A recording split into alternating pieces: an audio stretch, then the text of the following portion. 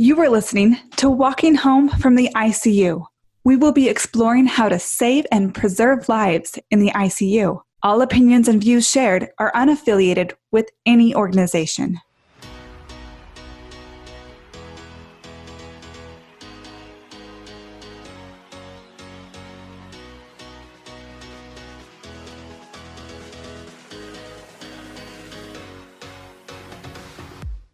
Hello and welcome to our first episode. I'm a nurse practitioner, and as a nurse, I started my career in an ICU that allowed patients to be awake and mobile. It was normal to have patients on breathing machines be awake, sitting in chairs, communicating, and walking the halls 3 times a day. During my first few years there, I saw less than a handful of patients end up with tracheostomies, PEG tubes, or having to be discharged to an LTAC or rehab. When I became a travel nurse, I was suddenly exposed to the traditional practice of sedating all patients on ventilators. I once asked a doctor if I could wake my patient up and walk them, and he looked at me in horror and asked if I planned to follow them with an intubation cart.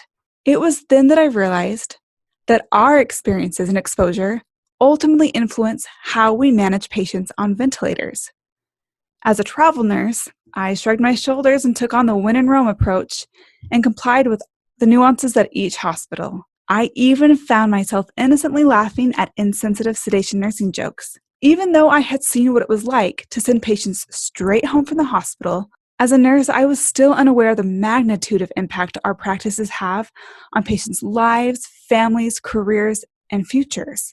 That understanding came years later as a doctorate student. The impacts of sedation and immobility were never mentioned by a single professor during my 3 years of graduate studies in acute care medicine. It was an actual ICU survivor on a plane ride that revealed the truth to me.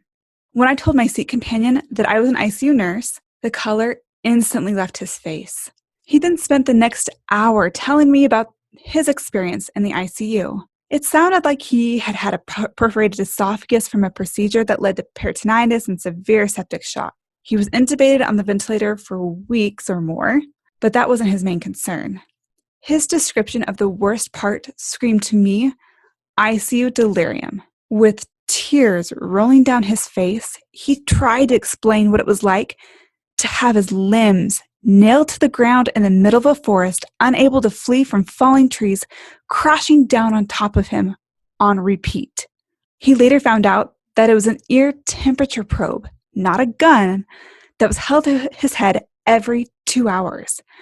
Each time he would brace himself to have his brains blown by the gun, only to hear a click, and left with the assumption that it was out of bullets, but would be loaded next time. He couldn't tell me everything.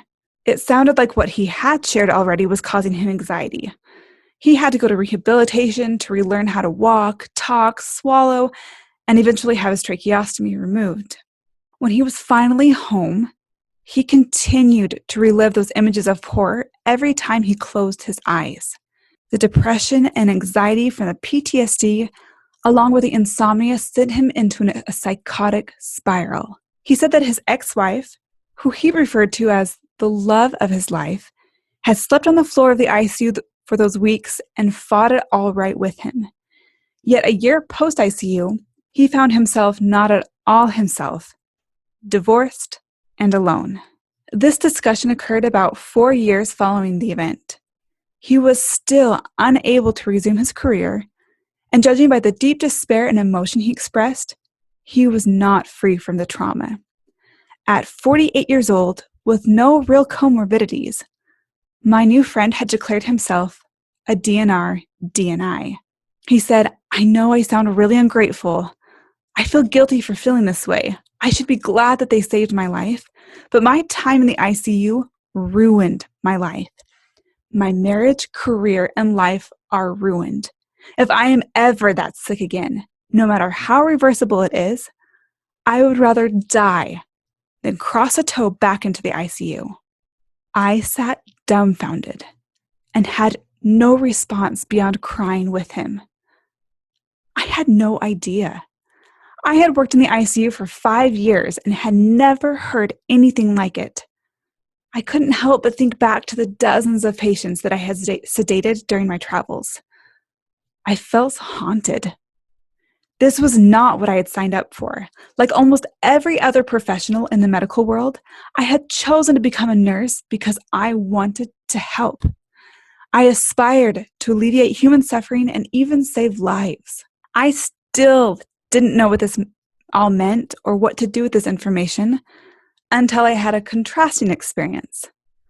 I was back in Salt Lake and in the cafeteria of a hospital when I heard someone yell my way, "I thought I knew you."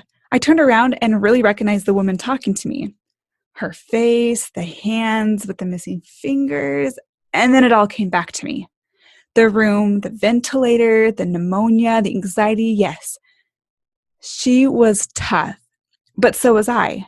And I was suddenly living this flashback of really pushing her to walk on the ventilator while she sat at the side of the bed and trembled with fear. At baseline, she used a motorized scooter and was really weak. So with her acute ventilator dependence, her crystal ball had trach and peg written all over it. Suddenly, she interrupted my thoughts with, "You were so mean. You made me walk when I was tired and scared, and I thought I hated you." Yeah, I couldn't deny that. And I didn't know how to smooth that conversation over when suddenly she reached over her walker and had me in a bear hug and said, "You saved my life, and I love you."